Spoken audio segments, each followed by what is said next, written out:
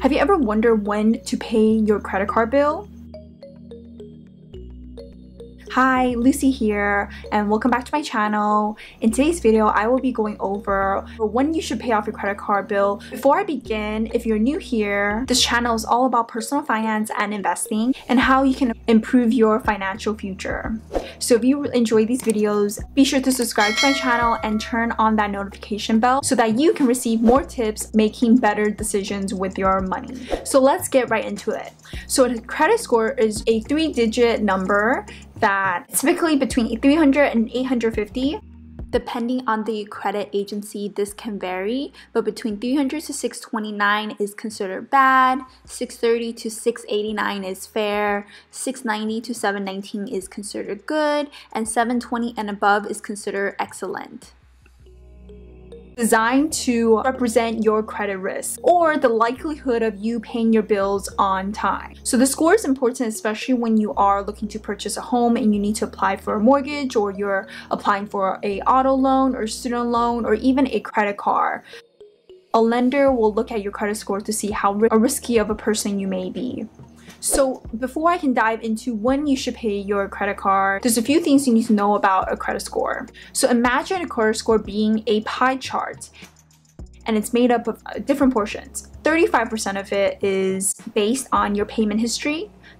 30% of it is based on amounts owed.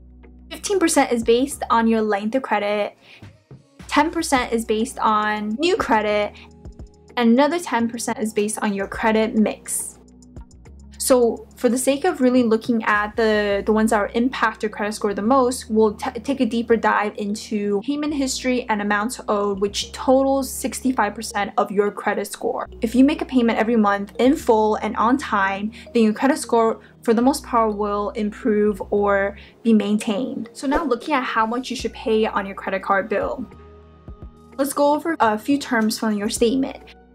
So under new balance, the amount that is due in the statement period or the billing cycle. The minimum payment due. So during the statement period, this is how much you will have to pay before you get charged with late fee. If yours shows 0, that means that you made your payment in full. Although there's no requirement to pay this, even if there's 0, you still need to make a payment for the new balance because that will incur interest. The payment due date. It is the date that you must make the minimum payment by, and you won't be charged a late fee. For any payment cycle where you don't make the full payment, you'll be charged interest. And depending on the credit card you have, your interest can range between 14 to 25% of your balance outstanding. On your statement, you'll also see the credit limit and your available credit.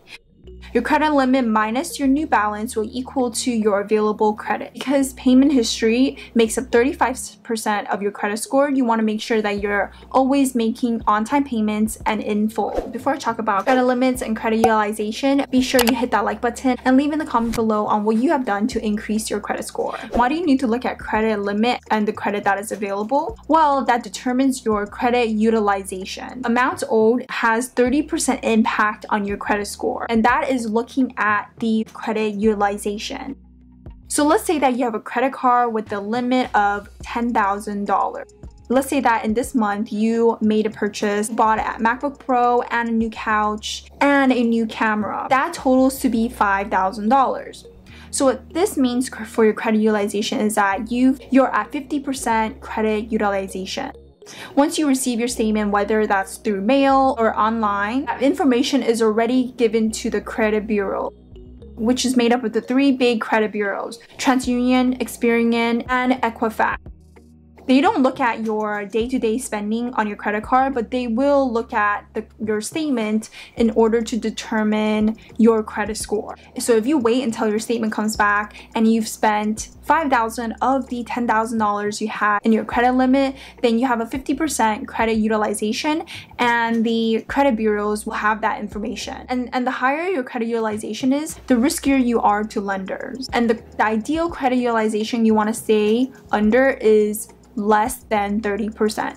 So for example, if you know you're going to be making a big purchase, start paying off your credit card little by little before your statement is out, so that once you get the statement, your credit utilization is low. Let's say that you spent $5,000 of the $10,000 on your credit limit. You can slowly pay off 2,000 or 3,000 of that, so that when your statement is out, you have a lower credit utilization. Even if you have a 0% APY credit card, the credit utilization is still valid.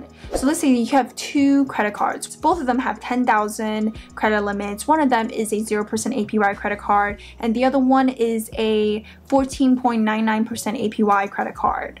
So let's say for this month, you spent $5,000 on each credit card.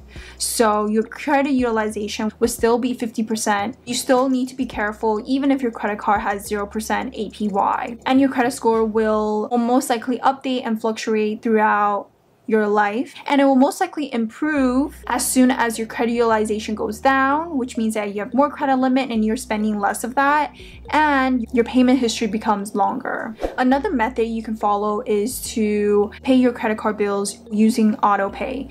Most credit cards offer this feature so that you don't forget about making your payments in full.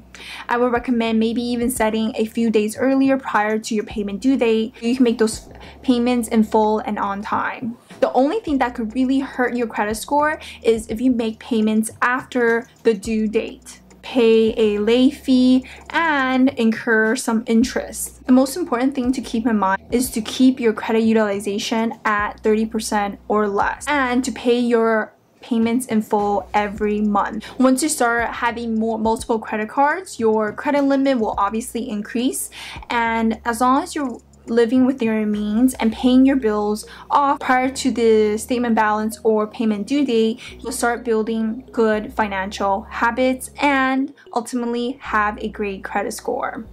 If you know your credit utilization is getting close or more than 30%, as long as making enough payments so that it decreases the utilization to less than 30% by the time your statement is due, therefore that can help you increase your credit score. If you have high credit utilization on your credit card, you will find yourself with a lower credit score and a more difficult time making payments, and most likely a higher interest rate on your credit card if you make your payments late.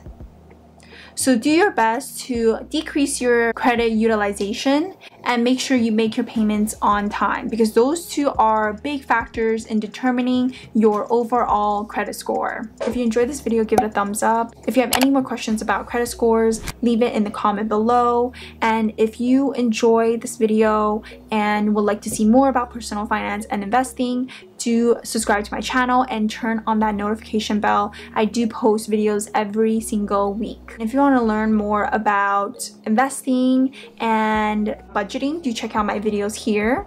And if you are interested in checking your credit score, you can go to Credit Sesame or Credit Karma, and that's where you can kind of get an idea of where you stand with your credit score.